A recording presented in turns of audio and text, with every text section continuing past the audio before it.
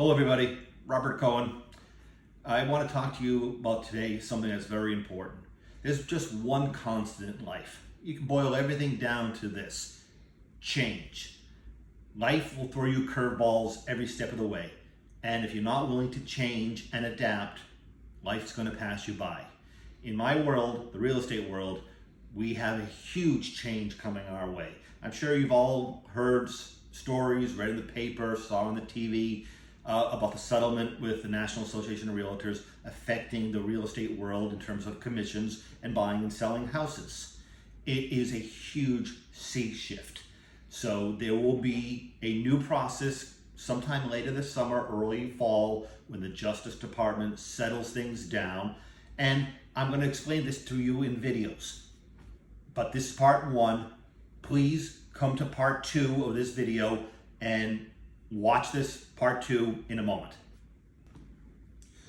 So part two of the change that's happening in the real estate world is the decoupling of the classic 6% real estate commission. Everyone who's bought or sold a house in this country, basically over the last 100 years, has been used to paying a roughly 5 or 6% real estate commission. You see those headlines.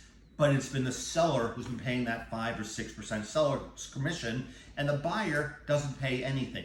They have a buyer's agent that works for them, but the seller pays that commission.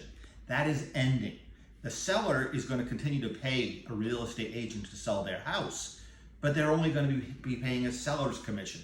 It will be up to the buyers to compensate their broker a commission. And what that number is will be negotiated with that broker. I will going to continue this discussion in the next part of these videos. So stay tuned for chapter 3. So part 3, so the seller will now be paying basically half of what they've been paying before to sell their house. Thus, the pundits in the TV talk show hosts and the headlines are saying housing prices are going to come down because it's going to cost less to sell a house. That is the biggest phoniest headline there is. Selling houses and the prices are driven by supply and demand. The demand is still unbelievable and the supply has not kept pace with demand in 20 years in this country. I don't know one seller who is going to lower the price of their house just because it's going to save a couple percent on the selling commission to sell their house. They're going to pocket that difference by not having to pay the broker a couple extra percent. I'm going to elaborate on this a little bit more in the next step of this video, and I'll explain what that means to the average seller. So stay tuned for the next part of this video. So when the seller sells their house, they're going to be paying the listing agent, instead of the 6%, they're only going to be paying 3% going forward. And then the buyer will be paying their buyer's broker individually. So the seller, yes, the cost of selling the house, the mechanism of selling the house to the individual seller is going to come down. That's not going to benefit the buyer. That is going to benefit the seller. But the laws of supply and demand are not changing. Until we build more homes in this country and increase the supply, that will pull down the prices of houses, not the actual cost of the mechanisms of buying and selling and paying the agents. The sellers are in control here. There are less sellers and there are more buyers. You rectify that by increasing supply. On the next chapter of this process, I'm going to explain what this is now going to do to buyers, because buyers agents, that's all changing. Stay tuned for the next chapter. So the role of the buyer's broker is fundamentally changing. So right now, when a buyer hires a buyer's agent to find them a house, they get compensated by the seller, which is why this lawsuit was brought in the first place. Because sellers resented the fact that they were selling their house, yet they were paying a buyer for working for somebody else. So now, every agent in this country who's going to be a buyer's broker is going to have a signed contract. Yes, a signed contract with their buyers, which is a fundamental shift in the way they've done business. Before, there weren't buyer's contracts. You could work with any broker you wanted. And when a broker tried to have a buyer's contract to create some loyalty, most buyers said, no thank you, I'll go work with somebody else. Stay tuned for the next chapter so I can elaborate upon that for you. So the buyer says, no, I'm gonna go work with somebody else. They don't wanna sign my buyer's contract. And they go across the street to 123 Real Estate and say to Mr. Smith, I want to work with you as my buyer's broker.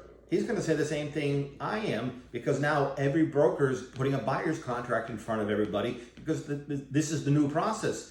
And they're gonna say, I don't wanna pay a commission.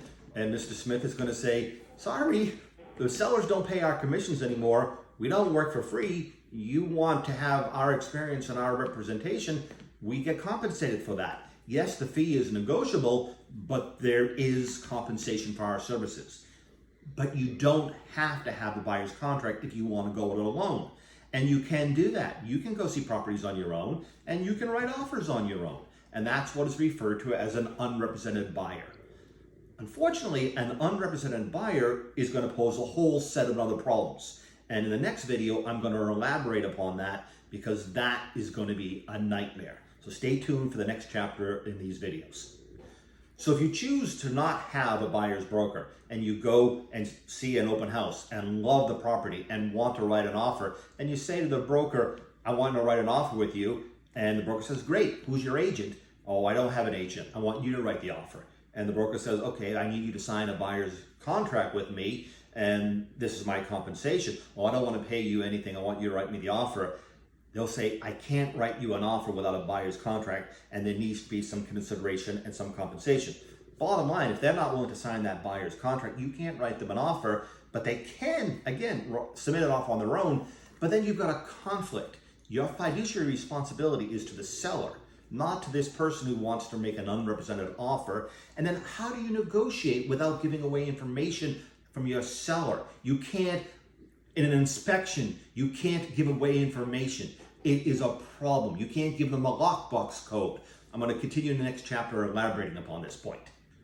So if you're working with an unrepresented agent and they want to schedule a visit to the property, or when you're working with a buyer's broker who has a signed contract and you can't be there, you give them the lockbox code, because we're all bonded, we all have licenses, we all have insurance, and they bring the person in to see the property.